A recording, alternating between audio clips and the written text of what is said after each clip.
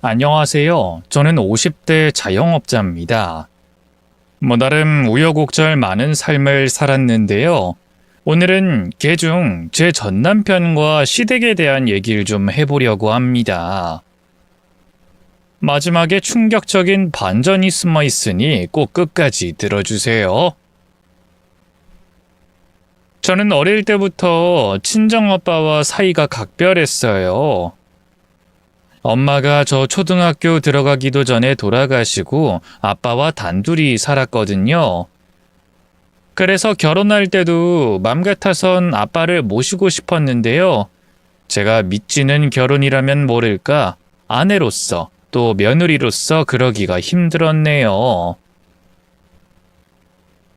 저희 남편이 대한민국 1등 신랑감이라고 할 수 있는 의사였거든요. 시아버지도 고위급 공무원이셨고 말이죠. 그에 반해 저는 평범했어요. 아니, 오히려 평범보다 떨어지는 수준이었죠.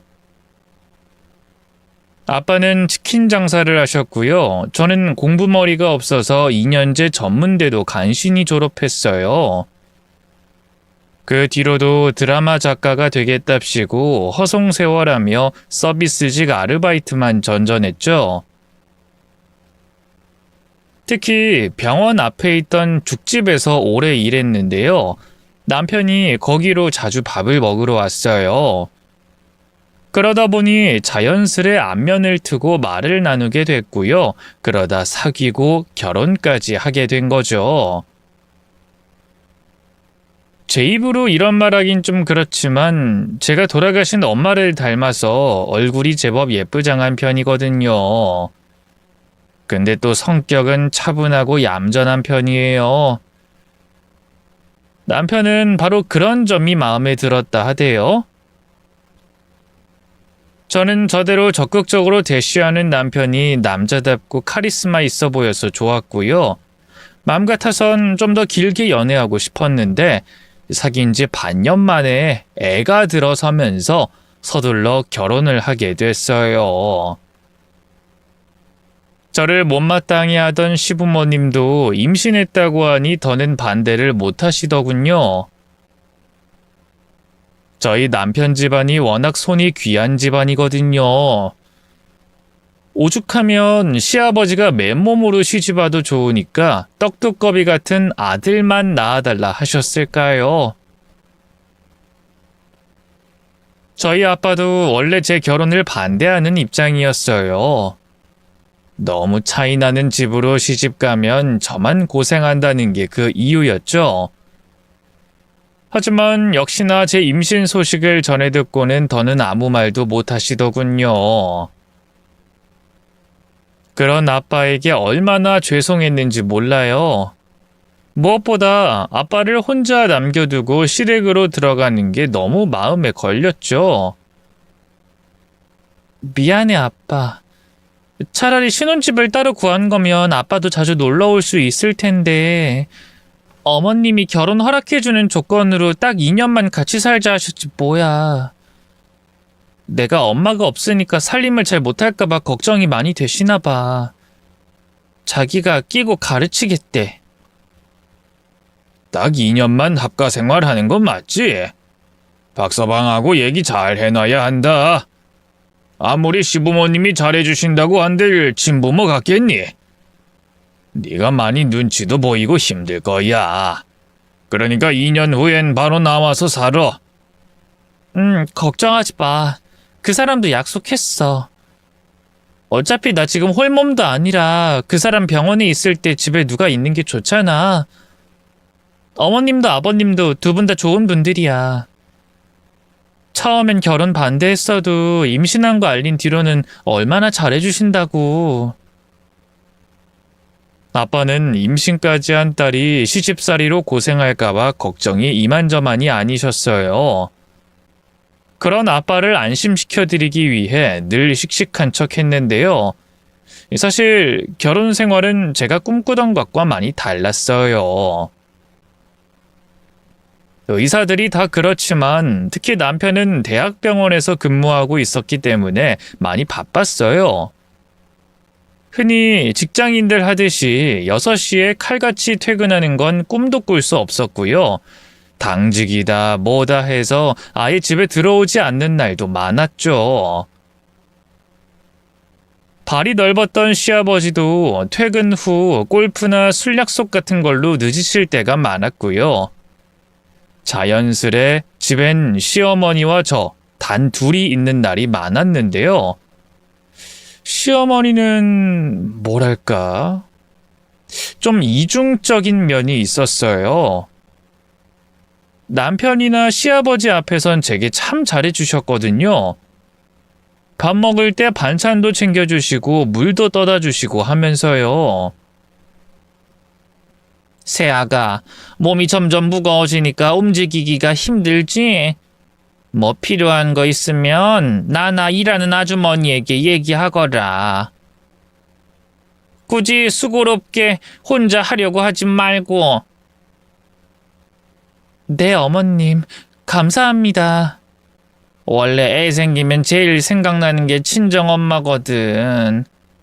나를 네 엄마처럼 편하게 생각하렴. 고부 사이라고 너무 어렵게 생각 말고. 처음엔 그런 시어머니를 철석같이 믿었어요. 처음 결혼할 때만 좀 반대하신 거지 막상 며느리로 들이니 내 사람이다 생각하고 잘해주시는구나 했죠. 그런데 웬걸 남편이 일 때문에 본격적으로 바빠지기 시작하자 시어머니의 태도도 조금씩 바뀌기 시작했어요. 남편이 출근하고 나면 일하는 아주머니를 아예 방에서 쉬게 하고요. 저를 불러다 점심을 차려라, 거실 가구를 쓸고 닦아라, 온갖 집안일을 시키셨죠. 내가 너 괴롭히는 거라고 생각하지 말렴. 나라고 뭐 굳이 수고롭게 너하고 이러고 싶은 줄 아니? 근데 네가 뭐 할 줄 아는 게 있어야지. 이래서 정상적인 부모 밑에서 큰 애를 들이고 싶었던 건데 어디 이런 기본적인 가정교육도 못 받은 애. 에이, 다 내 팔자지, 내 팔자. 다른 건 다 참을 수 있었는데요. 시어머니가 가정교육 운운하면서 저희 친정아빠와 돌아가신 엄마를 욕하는 건 참을 수가 없더라고요. 그래서 한 번은 큰맘 먹고 시어머니에게 말했어요. 어머님, 그래도 저 대학 공부까지 다 했고요. 어릴 때 아빠가 일 때문에 바쁘셔서 혼자 밥도 지어 먹고 나름 열심히 살림했어요. 어머님 보시기엔 눈에 안 차겠지만 제가 더 노력할게요. 그러니 앞으로 저희 부모님 얘기는 안 꺼내주시면 안 될까요? 나름 예의를 지켜 말씀드린 건데도 시어머니는 불같이 화를 내셨어요. 뭐야? 아니 이게 어디 시애미가 말하는데 눈을 똑바로 뜨고 대들어? 넌 내가 이럴 줄 진작에 알아봤어. 우리 아들 앞에서만 여우같이 얌전한 척 내숭 떨더니만 내 앞에선 드디어 본색을 드러내는구나. 아니요 어머님, 그런 게 아니라. 시끄러! 닥치지 못해? 시애미가 말하면 내내 할 것이지 뭘 잘했다고. 이러니까 내가 네 애미 욕을 할 수밖에 없는 거야. 가정교육이 아주 개판이잖니. 흥분해서 더욱더 뭐라고 하는 시어머니 앞에서 저는 입을 꾹 다물 수밖에 없었어요. 어찌나 서러웠는지 절로 눈물이 새어나오더군요. 그 모습을 본 시어머니는 코웃음을 치면서 다시 입을 열었어요. 너 지금 우는 거니? 하여간 요즘 젊은 여자들은 수가 다 빤하다니까. 네가 눈물 좀 질질 흘리면서 가녀린 척하면 모두가 동정할 줄 알아? 안 되겠다. 너 오늘 저녁 먹기 전까지 집안에 있는 식기들 싹 다 설거지해놔. 네? 집안에 식기만 수백 개가 될 텐데 그걸 전부 다요? 아이 그래. 하나라도 깨뜨리면 가만 안 둘 줄 알아. 알겠어? 오늘 보니까 너 성질머리가 보통이 아닌 것 같은데 임자 아주 제대로 만난 줄 알아. 어머님, 제가 잘못했어요. 다신 말대꾸 안 할 테니 한 번만 봐주세요. 제가 홀몸도 아니고 어떻게 집안에 있는 식기를 전부 다 설거지하겠어요. 네? 왜 못해? 내가 찬석이 임신했을 땐 만삭의 몸으로도 밭 깔고 김 메고 다 했는데 그에 비하면 설거지는 껌 아니니? 아이 잔말 말고 얼른 가서 시작해. 기어이 시어머니는 찬장에 있던 모든 그릇을 싹 다 꺼내셨어요. 뿐만 아니라 고무장갑도 못 끼게 하고 찬물로만 설거지를 시키셨죠. 시어머니 취미가 테이블웨어 수집이라서 식기가 정말 말도 못하게 많았거든요. 정말 해도 해도 끝이 나질 않더라고요. 4시간 넘게 서 있자니 다리엔 점점 감각도 없어지고요. 배도 미친 듯이 당기기 시작했죠.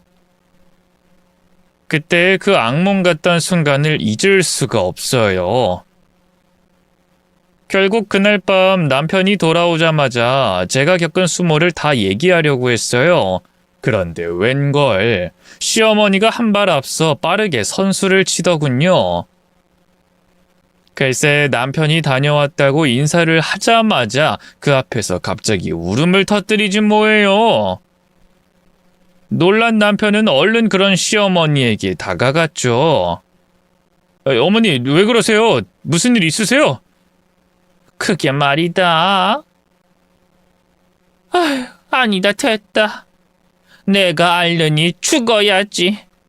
괜히 새아가랑 네 사이 이간질하는 못된 시엠이 된 것 같고. 그게 무슨 말씀이세요? 이 사람이랑 무슨 일이 있었어요? 그게 말이다.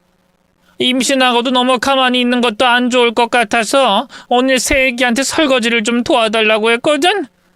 아이 그랬더니 두 눈 똑바로 뜨고 대들지 뭐니. 박씨 집안 손주 가진 자기를 왜 부려먹냐면서. 어찌나 표독스럽게 뭐라고 하는지 내가 정말 무서워서 혼났다. 시어머니의 가증스러운 거짓말에 저는 입을 떡 벌렸어요. 놀란 남편이 그런 제게 시선을 던지더군요. 당신 어머니 말이 사실이야?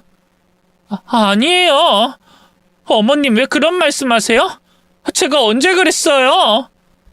오히려 저한테 막말하신 거 어머님이시잖아요.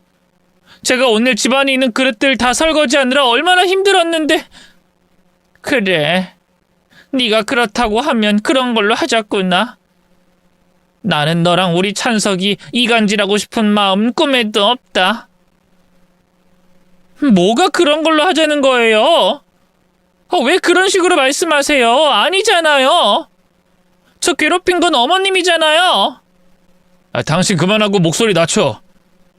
지금 어머니 앞에서 버릇없게 뭐 하는 거야? 남편은 흥분한 저를 나무라더니만 그때까지도 거짓 눈물을 흘리고 있는 시어머니를 달래기 시작했어요. 정말 미치고 팔짝 뛰겠더군요. 그래서 본인 방에서 쉬고 있던 일하는 아주머니를 불러왔죠. 아주머니가 말씀 좀 해보세요. 평소에 보셔서 다 아시죠?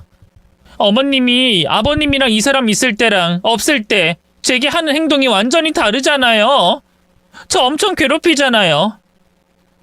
오늘만 해도 그 많던 그릇 설거지를 다 독박 씌우셨잖아요. 보셨죠? 네?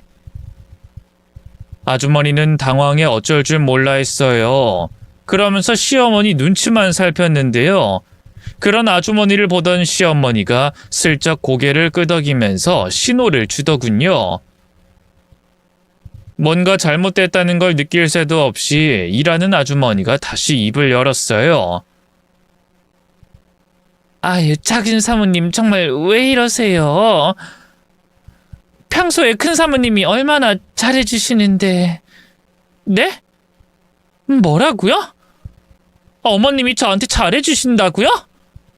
네, 오히려 작은 사모님이 임신했다는 핑계로 어머님한테 이거 해달라 저거 해달라 하녀처럼 부려먹으시잖아요. 옆에서 보기 얼마나 불편하던지. 근데 이젠 저한테 거짓말까지 하라고 시키시는 거예요? 제가 잘리는 한이 있어도 그런 짓은 못하겠네요. 죄송해요. 그때 깨달았어요. 일하는 아주머니는 시어머니의 하수인이나 다름없다는 걸 말이죠.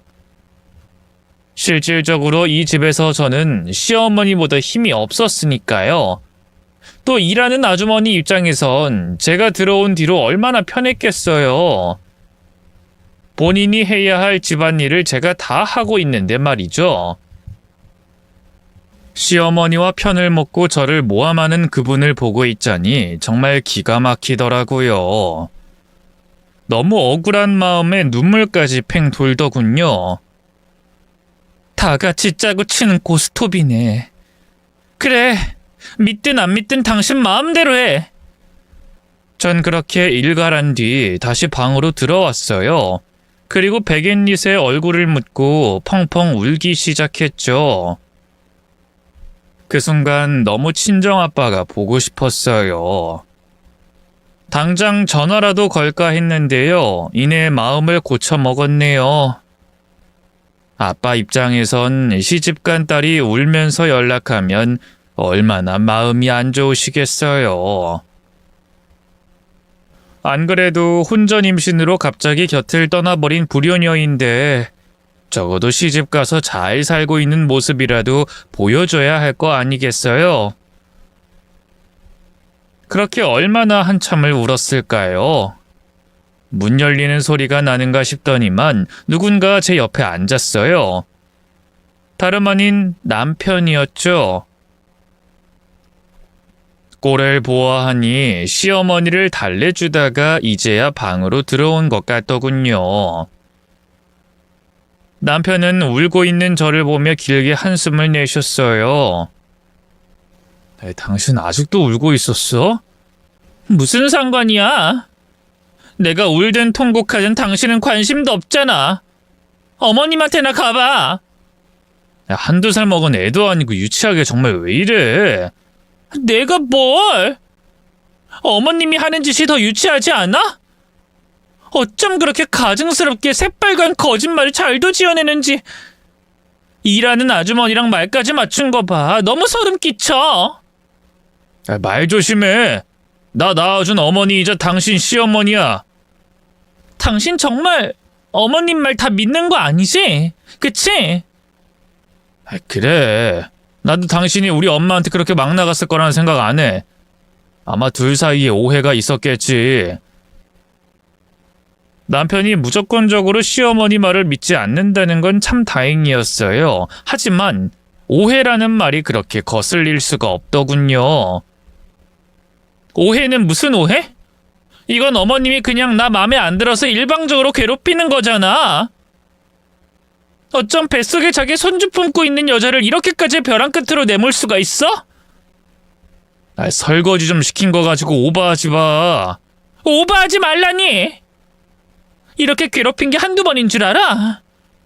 가정교육 운운하면서 툭하면 우리 부모님 욕하고 나도 참을 만큼 참았다고. 오죽하면 내가 이러겠어?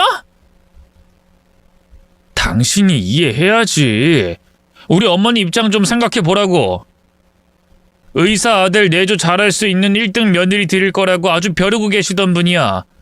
근데 덜컥 당신이 임신해서 며느리랍시고 이 집에 들어왔으니 어머니 입장에선 마음에 안 드는 게 당연하잖아.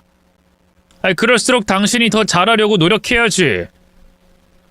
몰랐는데 남편은 아주 대단한 효자더군요. 결혼 전에는 미처 몰랐던 일이었어요. 하긴 모든 대한민국 남자들이 결혼하고 나면 갑자기 효자가 된다고는 하대요. 어쨌든 남편의 그 말이 그렇게 서운할 수 없더라고요. 멈췄던 눈물이 다시 흐르기 시작했죠. 그게 무슨 말이야? 난 그럼 어머님이 바라던 1등 며느리가 아니니까 어머님이 아무리 괴롭혀도 다 참아야 한다는 거야? 당신에 비해서 집도 가난하고 엄마도 없고 죽집 아르바이트나 하던 그런 여자니까? 또 과장한다. 그게 아니라 어쨌든 우리 어머니가 당신보다 어른이잖아. 그럼 당신이 먼저 살갑게 다가가서 말도 자꾸 걸고 예쁜 짓도 하고 하라는 거지. 웃는 얼굴에 침 못 뱉는다는 말이 괜히 나왔겠어? 내가 뭐 그렇게 안 해본 줄 알아? 근데 아무리 다가가려고 해도 어머님은 자꾸만 밀어내는 걸 어떡해? 당신이 어머님이 나한테 하는 걸 직접 한번 봐야 돼. 그래야 더 노력하라는 등 그따위 개소리 안 하지. 뭐? 개소리? 당신 화난다고 뱉으면 그게 다 말인 줄 알아? 남편과 제 다툼은 좀처럼 끝나지 않았어요. 결국 화가 난 남편은 씩씩대면서 밖으로 나가버렸고요.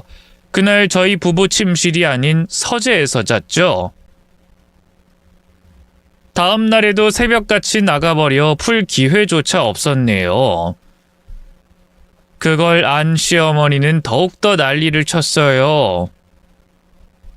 어디 하늘 같은 서방을 서재 소파에서 재워? 너 미쳤니? 네가 뭔데 감히 내 아들을? 너 두고 봐. 내가 그놈의 버르장머리를 아주 단단히 꽂혀줄 테니까. 그 뒤로 시어머니는 집안의 모든 일을 다 제게 떠넘겼어요. 저는 부른 배를 안고 홀로 그 넓은 집을 쓸고 닫고요. 제사 때나 김장철엔 그 전전날부터 한시도 쉬지 못하고 죽어라 일해야 했죠. 남편은 그런 제 상황을 아는지 모르는지 늘 일로 바빠 무심하기만 했네요. 어쩌다 제가 하소연하면 결국 싸움으로 번지게 되니 저도 점점 입을 닫게 되더라고요. 맘 같아선 그냥 이혼하고 싶었는데요. 친정아빠 가슴에 대못 박는다는 생각에 두렵기도 했고요. 무엇보다 갓 태어난 딸을 애비 없는 자식으로 키우고 싶지 않았어요. 제가 한부모 가정에서 자란 만큼 그 서름을 누구보다 잘 알고 있었으니까요. 아니, 어쩌면 다 핑계일 수도 있어요.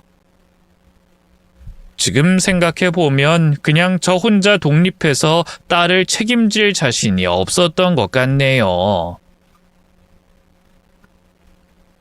지옥 같은 시집살이를 견디게 해준 유일한 희망은 분가였어요. 결혼 전에 2년만 같이 살고 독립하기로 했으니까요. 그날만 손꼽아 기다렸죠. 하지만 남편은 결혼한 지 2년이 넘도록 별 말이 없었어요. 결국 참다 제가 먼저 분가 얘기를 꺼냈는데요. 웬걸 남편은 난색을 표하더군요. 꼭 분가를 해야겠어? 지금 부동산 값이 너무 올라서 집 사기 좀 그런데. 집값이 앞으로도 계속 오르지 않겠어? 우리가 뭐 투기를 하려는 것도 아니고 실거주할 건데 차라리 지금 사는 게 낫지. 그리고 약속했잖아. 2년만 딱 살고 독립하자고. 그렇긴 한데 새별이도 아직 어리니까. 어머님이랑 일하는 아주머니가 같이 봐주시는 게 낫잖아. 집안 사정을 아무것도 모르는 남편을 보고 있자니 코웃음이 나더군요. 시어머니는 태어난 손주가 딸이라는 걸 안 순간부터 자기 손으로 분유 한 번 타준 적이 없는 분이었거든요. 일하는 아주머니도 시어머니의 힘을 믿고 언젠가부터 저와 딸을 막대했고 말이죠. 두 사람이 어디 우리 새별이를 예뻐하는 줄 알아? 아주 못 잡아먹어 안달인데. 새별이를 위해서라도 얼른 집 구해서 나가는 게 나아. 그래도 아직은 좀 상황이 그래. 나 병원 일도 너무 바쁘고. 일단 가을 지나서 다시 얘기해보자. 하지만 남편은 그 뒤로도 계속해서 나중에 하며 분가를 차일피일 미뤘어요. 도무지 그 이유를 알 수가 없어 답답하기만 했는데요. 한 1년이 지나서야 남편의 속사정을 알게 됐어요. 너무 충격적이게도 남편은 도박 중독자였어요. 저 모르게 그동안 모아둔 돈을 전부 다 도박에 꼬라박았더군요. 심지어 시아버지가 결혼하면서 집 살 때 보태라고 주신 돈까지 말이죠.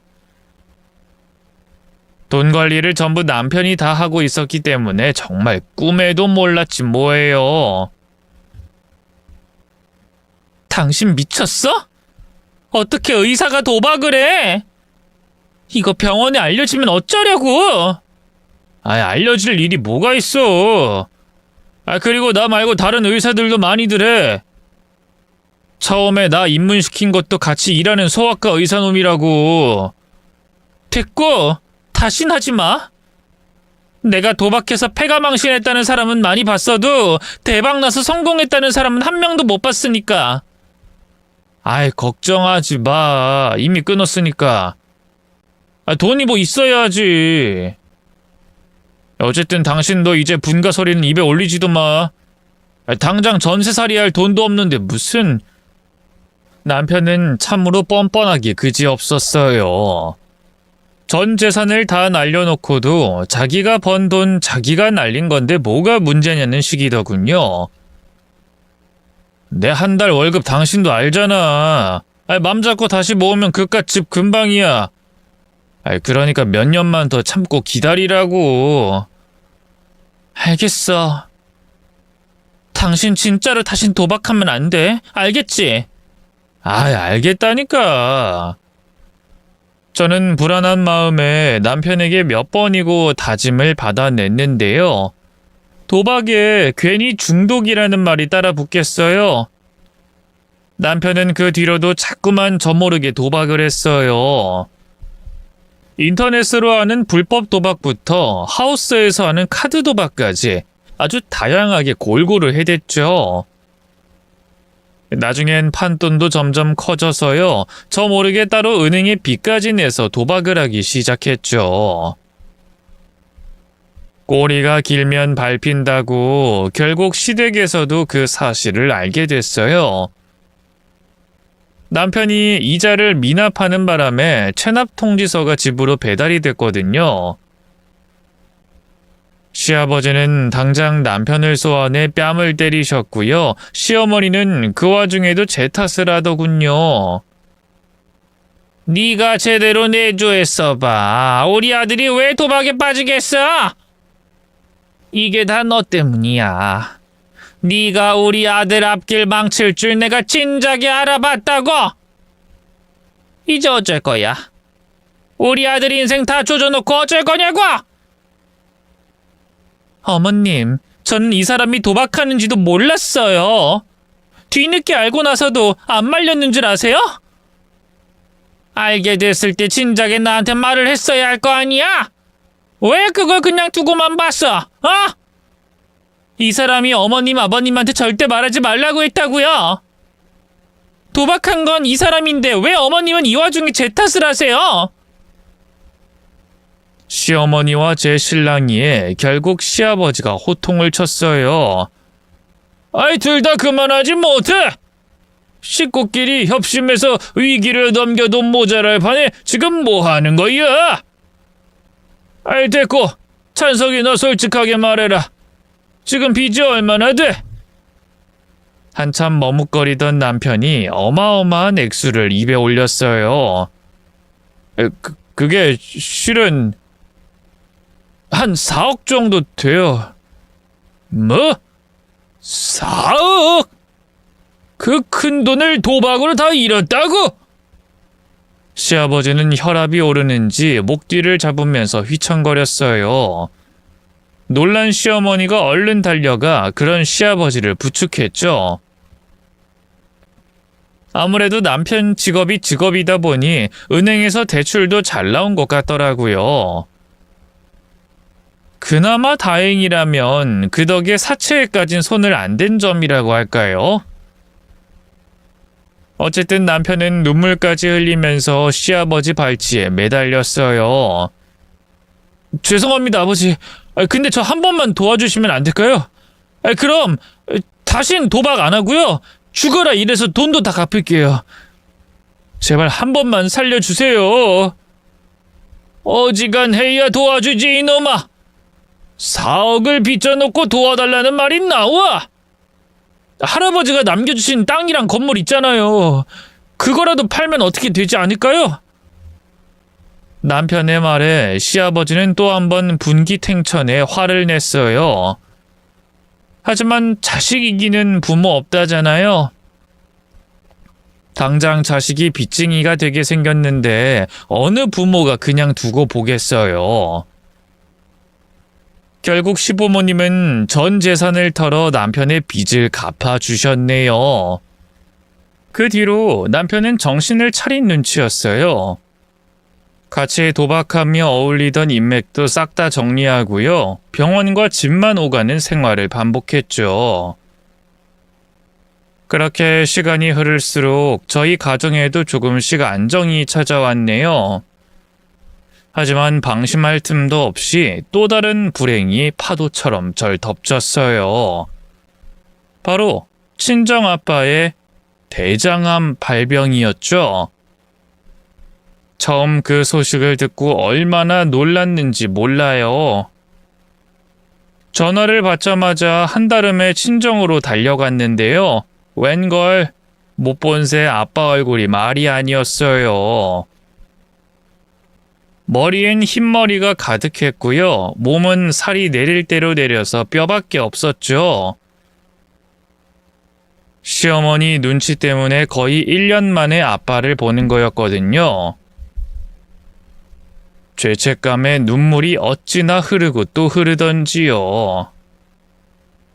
아빠, 이게 대체 뭐야? 그동안 밥도 제대로 안 챙겨 먹은 거야? 왜 이렇게 말랐어? 대장암이란 얘긴 또 뭐고? 미안하다, 미영아. 얘기는 해야 할 것 같아서. 암 진단을 받았는데 당연히 나한테 얘기를 해야지. 일단 나랑 같이 병원부터 다시 가보자. 오진일 수도 있잖아. 아빠가 벌써 다른 병원에 가서도 재검 받아봤어. 근데 대장암 맞대. 이미 다른 장기로 전이까지 돼서 수술도 어려울 것 같다는구나. 그런 아빠의 말을 믿을 수가 없었어요. 그래서 다음 날 굳이 아빠를 끌고 다시 병원으로 갔는데요. 역시나 의사도 똑같은 말을 하더군요. 일단 수술은 어렵고요. 항암 치료부터 해볼까 합니다. 근데 전이도 많이 됐고 아버님이 당뇨랑 혈압도 있으셔서 최선을 다해보긴 하겠지만 완치를 장담할 수는 없을 것 같습니다. 말도 안 돼요. 의사면 어떻게든 살려보겠단 말을 해야지. 전 이런 병원에 저희 아빠 못 맡겨요. 아빠, 가자. 아빠 사위가 의사인데 왜 이런 돌팔이 밑에서 치료를 받아야 돼? 그 사람 일하는 병원으로 가자. 저는 괜찮다는 아빠를 데리고 바로 남편 병원으로 찾아갔어요. 남편은 그때까지도 저희 아빠 암 발병 소식을 모르고 있었는데요. 제가 사정을 털어놓으니 깜짝 놀라더군요. 그게 정말이야? 아니, 장인어른이 대장암 말기라고? 몇 기인데? 아니, 됐고 일단 그 병원에서 받은 소견서 좀 보여줘봐. 빨리! 남편은 외과 쪽이었는데요. 바로 대장암 쪽 담당 의사를 불러 소견서를 보여주고 의견을 묻더라고요. 그 의사 선생님 역시 완치는 어렵다고 얘기하긴 했는데요. 그래도 남편이 일하는 병원에서 치료받는 게 여러모로 훨씬 나을 것 같더군요. 그래서 부담스럽다는 아빠를 설득해서 남편 일하는 병원에 입원시켰네요. 남편은 저를 대신해서 입원 수속도 밟아주고요. 아빠를 담당하는 간호사와 의사한테 잘 부탁한다면서 인사도 했어요. 사실 좋다고 할 수 없는 부부 사이였지만 그래도 미우나 고우나 내 편은 남편뿐이란 생각이 들더군요.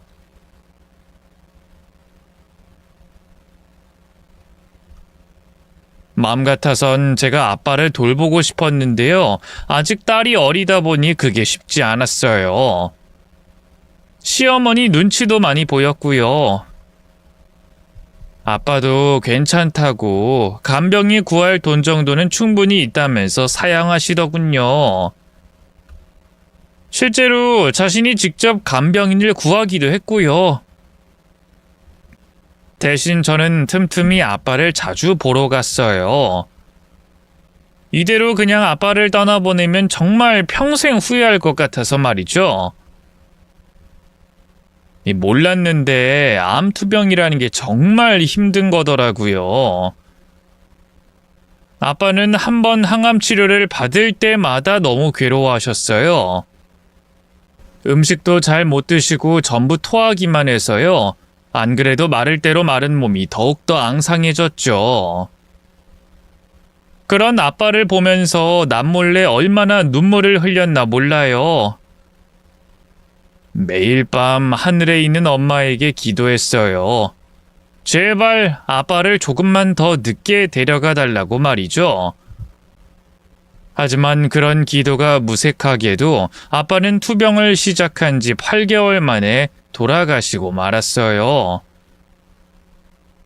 남편 전화를 받고 달려가니 아빠는 이미 숨이 넘어가기 직전이었는데요. 제 손을 꼭 잡으면서 그러시더군요. 우리 딸, 아빠가 많이 사랑한다. 알지? 하늘에서 엄마랑 같이 우리 딸 계속 지켜볼 테니까 씩씩하게 잘 살아야 돼. 그리고 아빠가 우리 딸 위해서 작은 선물 하나 남겼으니까 너무 놀라지 말고. 아빠, 그런 말 하지 마. 더 살아야지. 살아서 우리 샛별이 유치원 들어가는 것도 보고 좋은 남자 만나 시집 가는 것도 봐야지. 아빠, 이대로 가면 안 돼. 내가 아빠한테 못해준 게 너무 많단 말이야. 같이 여행도 가고 환갑잔치도 근사하게 해주고 좋은 아줌마 있으면 재혼도 시켜주려고 했는데 아빠, 이대로 놔두고 가면 안 돼. 제발 눈 떠. 응? 저는 아빠에게 매달려 울고불고 난리를 쳤어요. 아빠는 그런 저를 말없이 토닥이다가 그대로 눈을 감으셨죠. 지금 생각해보면 참 후회돼요. 아빠 걱정 안 하게 웃으면서 보내줄 걸. 평소엔 그렇게 씩씩한 척 잘했으면서 왜 그땐 그러지 못했을까요? 죽는 순간까지도 제 걱정만 했을 아빠를 생각하면 지금도 가슴이 너무 미어집니다. 무슨 정신으로 장례를 치렀는지 모르겠어요. 아빠 영정사진 앞에서 울고 또 울었던 기억밖엔 없네요.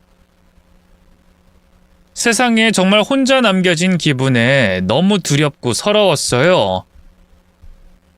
어린 딸만 아니었다면 아빠를 따라가고 싶은 마음이 굴뚝 같았죠. 장례를 치르고 나서도 한동안은 정신이 나가 있었어요. 방 안에 틀어박혀 몇 날 며칠을 누워만 있었죠. 시어머니도 제가 부친상을 치렀다는 걸 알아서인지 딱히 뭐라고 하진 않더군요. 집안일도 일하는 아주머니에게 다 시키고 말이죠. 그렇게 한 보름쯤 지났을까요? 이대로는 안 되겠다 싶어서 오랜만에 씻고 거실로 나왔는데요. 딸은 낮잠을 자고 있었고요. 거실에서 혼자 텔레비전을 보고 있던 시어머니가 반색을 하더군요. 아이고, 드디어 나왔네. 뭐 좀 먹을래? 아, 괜찮아요. 제가 차려 먹을게요. 아이, 됐다. 앉아 있어라. 여사님, 여기 애 일어났으니까 먹을 거 좀 챙겨줘요. 아니다, 내가 할게요. 웬일로 시어머니는 직접 주방으로 들어갔어요. 그리고 한참을 사부작거리더니 이내 따뜻한 전복죽을 한 그릇 가져오더군요. 생전 시어머니에게서 그런 걸 받아본 게 처음이었기 때문에 얼마나 놀랐는지 몰라요. 이게 뭐예요, 어머님? 아이, 뭐긴 뭐야, 전복죽이지. 텅 빈 속에 갑자기 아무거나 들어가면 놀란다. 일단 이 죽으로 속 좀 데워. 감사합니다. 잘 먹을게요. 원래 못하던 사람이 한 번 잘해주는 게 더 감동이라고 하잖아요. 시어머니가 딱 그랬어요. 늘 저를 못살게만 굴던 분이 갑자기 그렇게 잘해주니 눈물이 절로 팽 돌더군요. 하지만 그것도 아주 잠깐이었어요. 시어머니가 꺼낸 말 한마디에 그 감동도 와장창 박살이 나고 말았죠. 예, 그 찬석이한테 들었는데 그 바깥 사돈 말이다. 너한테 건물 하나 물려줄 게 있다며? 저도 몰랐는데 한 1년 전쯤일까요? 친척 어르신 중에 한 분이 연고 없이 돌아가시면서 그 재산을 저희 아빠가 물려받게 됐다고 하더라고요. 1억이라는 큰 돈과 시내에 있는 작은 상가 건물이었죠. 아빠가 돌아가시면서 말씀하신 작은 선물이라는 게 그걸 말했던 것 같더군요. 갑작스러운 유산 얘기에 떨떠름한 기분이 들었지만 일단 내색하지 않고 입을 열었어요. 네, 맞아요. 자식이 저뿐이니 제가 물려받게 될 것 같아요. 그래? 잘 됐구나. 안 그래도 내가 요새 작게 카페라도 좀 차려볼까 생각하고 있었거든. 근데 괜찮은 자리가 없어서 속만 끓였지 뭐야. 네? 그게 무슨... 척하면 척 알아들어야지. 그 건물에 나 카페 좀 차리겠다고. 생각지도 못한 말에 입이 떡 벌어졌어요.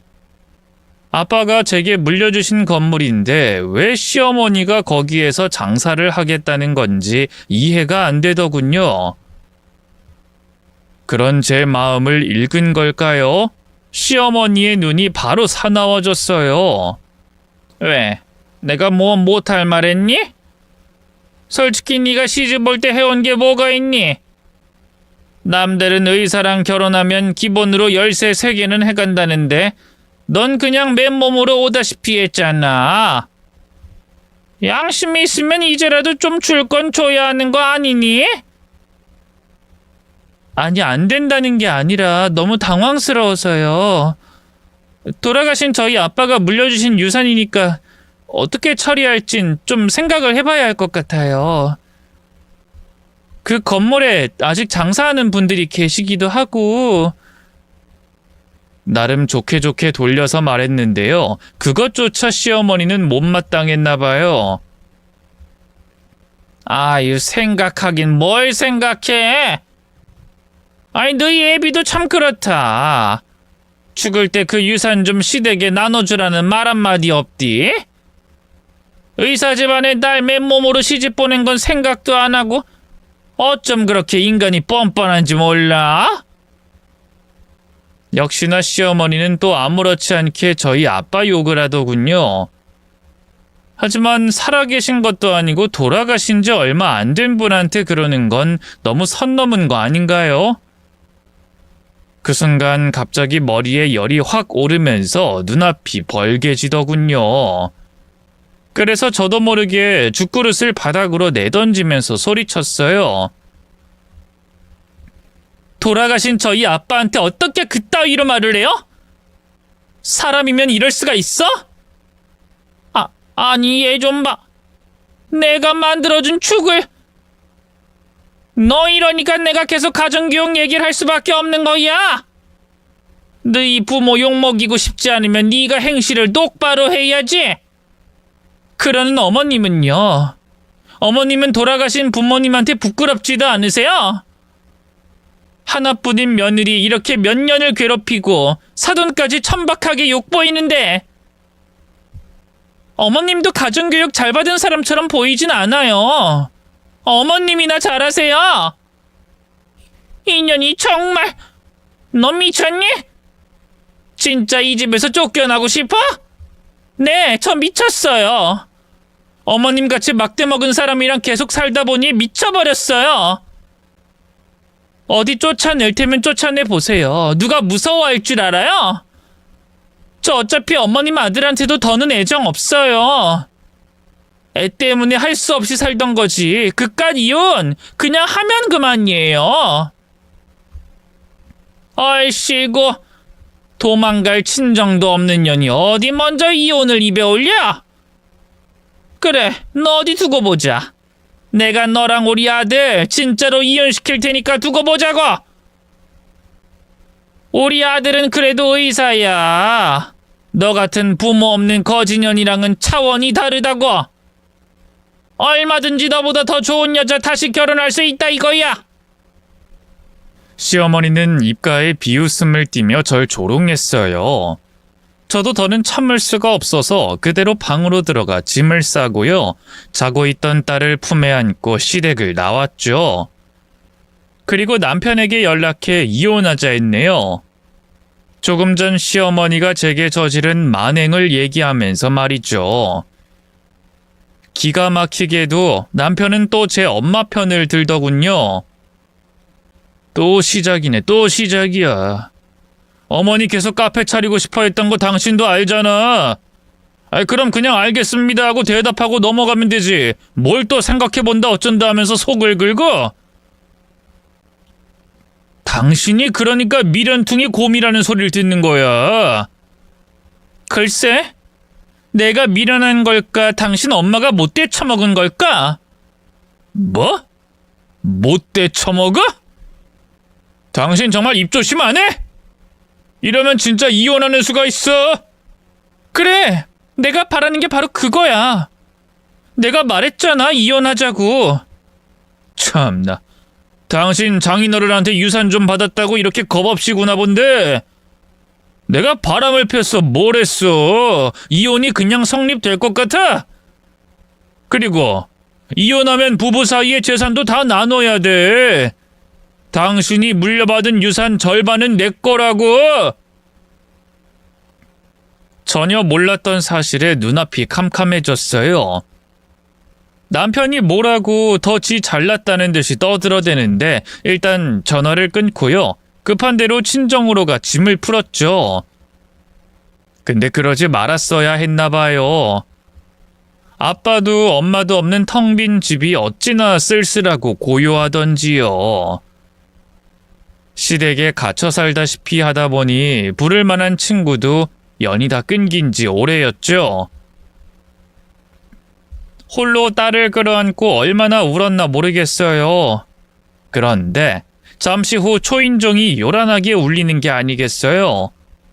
나가보니 남편이 그 사이 시어머니까지 끌고 와 있더군요. 여긴 어떻게 온 거야? 당신이 갈 데가 뻔하지 뭐.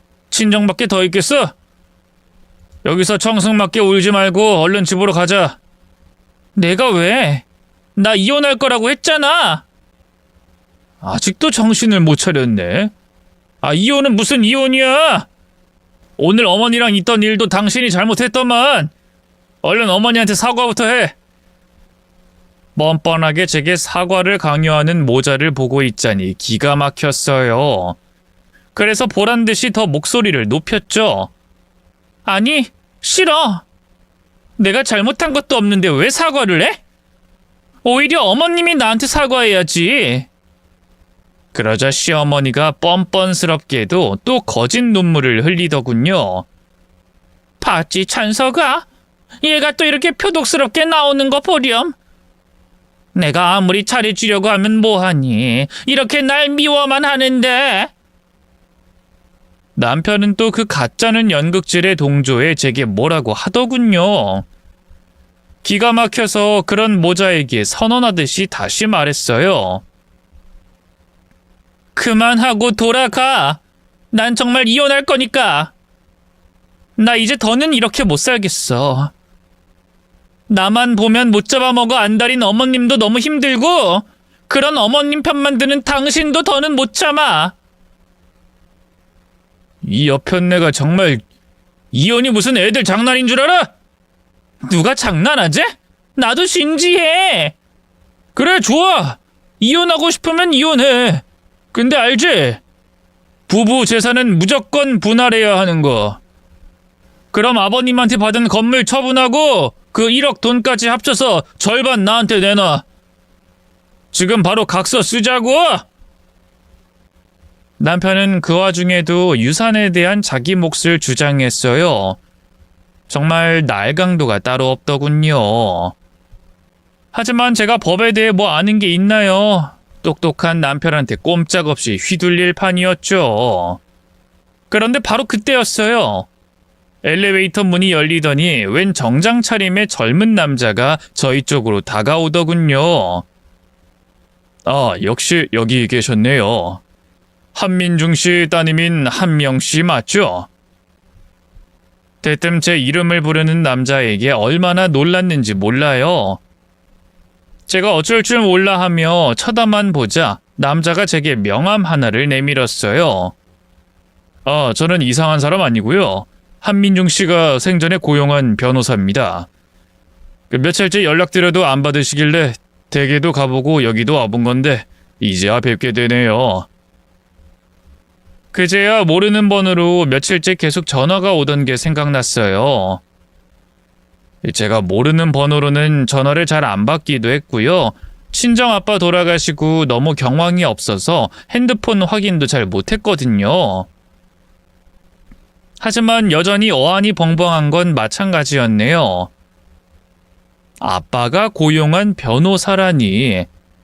치킨집을 운영하는 평범한 소시민이었던 아빠가 변호사를 고용할 일이 뭐가 있겠어요? 그런 제 속을 읽은 것처럼 변호사가 다시 입을 열었어요. 듣자 하니 남편분이랑 시댁 때문에 고생을 많이 하셨다면서요? 아버님이 돌아가시기 전에 저희 로펌으로 찾아와서 의뢰하셨어요. 자기가 혹시라도 잘못되고 나면 딸이 너무 마음에 걸린다고 유산을 물려줘도 그걸 다 시댁에 뺏길 것 같다고요. 장례 치르고 나면 꼭 따님 찾아뵙고 유산 상속에 대해 잘 설명해 주라고 신신당부하셨습니다. 또 혹시라도 이혼하고 싶어 하면 힘이 돼달라고 하셨고요. 그제야 아빠가 돌아가시기 전에 말한 작은 선물이란 게 뭔지 알겠더라고요. 그동안 아빠한테 내색 안 한다고 무진장 노력했는데 아빠는 제가 시댁 때문에 얼마나 힘들어하는지 다 알고 계셨던 거예요. 하긴 뭐 모를 수가 없었겠죠. 제가 아빠 생일 때 아니면 잘 찾아뵙지도 못하고 시어머니 눈치가 보여 딸 얼굴도 잘 못 보여주곤 했으니까요. 뒤늦게 전달받은 아빠의 마음에 걷잡을 수 없는 눈물이 흐르기 시작했는데요. 그런 제 마음을 알았는지 변호사가 품에서 손수건을 꺼내 내밀더군요. 이제 걱정하지 마세요. 제가 아버님 의뢰 꼭 잘 처리하겠다고 아버님하고 약속도 약속했거든요. 수임료도 넉넉하게 받았고요. 그러니 최선을 다해서 미영 씨를 돕겠습니다. 감사합니다. 정말 감사합니다, 변호사 선생님. 그러자 그 모습을 잠자코 지켜보던 남편과 시어머니의 얼굴이 사색이 되더군요. 아니, 당신은 갑자기 나타나서 뭐 하는 거야? 남의 집안일에 뭔데 끼어들려고 해? 우리 와이프한테서 당장 떨어져. 떨어지라고! 남편은 다가와 저와 변호사 사이로 끼어들었어요. 저는 그런 남편에게 당당하게 소리쳤죠. 당신이야말로 나한테서 떨어져! 당장 꺼지라고! 이혼하자는 내 말 못 들었어? 아니 이게 근데 아까부터 자꾸 이혼! 아 그래 이혼해! 근데 재산은 똑같이 반 나눠야 할 거 아니냐고! 남편은 또다시 저희 아빠 유산을 요구했어요. 제가 뭐라고 입을 열기도 전에 변호사가 앞으로 나서더군요. 재산이라고 하면 돌아가신 한민중 씨가 물려주신 유산 말씀하시는 겁니까? 죄송하지만 그건 특유 재산에 해당돼서요. 이혼 시 재산 분할 대상에 포함되지 않습니다. 뭘 알고 말씀하시죠? 변호사의 똑부러진 말에 남편과 시어머니의 얼굴이 파랗게 질렸어요. 당신이 뭘 안다고 끼어들어? 내가 누군지 알아? 나 땡땡병원 의사야. 배울 만큼 배운 사람이라고! 선생님은 의사지만 전 변호사인데요. 저보다 법에 대해 더 잘 아십니까? 뭐 제 말을 못 믿겠다면 일단 이혼 절차부터 밟도록 하죠. 고인에게 듣자 하니 아내분이 결혼 내내 마음고생이 심했다던데 남편분한테 유책 사유가 있을 경우 위자료도 받아낼 수 있다는 거 아시죠? 제가 승슬 높기로 유명한 변호사라서요. 대비 단단히 하시길 바랍니다. 변호사의 말에 남편은 부들부들 떨기만 할 뿐 아무 말도 하지 못했어요. 그러자 눈치를 보던 시어머니가 갑자기 제게 다가와 손을 덥석 잡더군요. 얘, 너 정말 이혼할 거 아니지? 그치? 아까는 내가 잘못했다. 찬석이가 도박으로 날려먹은 돈이 얼마니? 난 그것 때문에 네가 마음고생하는 게 너무 보기 안 좋아서 가게라도 해서 너한테 경제적으로 지원 좀 해주고 싶었던 건데 오해가 좀 있었던 것 같아. 이제 와서 살살 저를 구슬리려고 드는 게 눈에 보여 기가 막히더군요. 그래서 그런 시어머니의 손을 매몰차게 뿌리치면서 말했어요. 드디어 어머님 입에서 잘못했다는 말이 나오네요. 진작에 좀 이렇게 본인 죄를 인정하지 그러셨어요. 이미 버스는 떠났어요. 전 절대로 어머님 용서 못해요. 돌아가신 우리 아빠랑 엄마 욕한 거 절대 안 잊을 거라고요. 예, 내가 잘못했다니까. 이러지 말고. 됐고. 그렇게 아끼는 아들 손 붙잡고 꺼지세요. 저는 시어머니를 밀어내며 변호사 곁으로 바짝 붙었어요. 그러자 변호사가 제게 묻더군요. 남편분이 도박을 했습니까? 네, 맞아요. 한때 중독돼서 모아둔 돈도 다 날리고 억대빚도 지고 난리도 그런 난리가 없었어요. 그래요? 그건 당연히 유책 사유가 될 수 있습니다. 일단 저희 사무실로 가서 자세히 얘기 나눠보죠. 저는 딸을 품에 안고 변호사와 같이 그 자리를 뜨려고 했어요. 남편은 그런 저희를 차마 붙잡지도 못하고 애먼 자기 엄마한테 화풀이만 하더군요. 아이, 어머니! 제가 도박했다는 걸 변호사 앞에서 말하면 어떡해요? 미안하다, 아들. 난 그냥 새아가랑 잘 풀어보려는 마음에. 왜 괜히 나서길 나서냐고요? 이제 어쩔 거야? 그런 모자꼴이 어찌나 한심하던지요. 차마 두 눈 뜨고 보기가 힘들 정도더군요. 어쨌든 그 변호사의 도움으로 저는 무사히 남편과 이혼할 수 있었어요. 남편이 끝까지 이혼 못해주겠다고 버텨서 결국 소송을 할 수밖에 없었는데요. 남편의 도박 중독과 시집살이 등이 유책 사유가 돼 무사히 이혼할 수 있었고요. 딸 친권과 양육권도 전부 제가 가져올 수 있었네요. 약간이지만 위자료도 받았고요. 물론 아빠가 물려주신 재산도 단 한 푼도 빼앗기지 않았습니다. 특유 재산이란 게 남편이 재산 증식에 기여했으면 모를까 제 경우에는 전혀 나누지 않아도 된다고 하더군요. 그야말로 완벽한 제 승리였어요. 이게 다 고급 로펌에서 일하는 실력 좋은 변호사 선생님과 그런 변호사를 고용해준 아빠 덕분이었죠. 이혼 후 전 남편과 시댁은 완전히 패가망신했어요.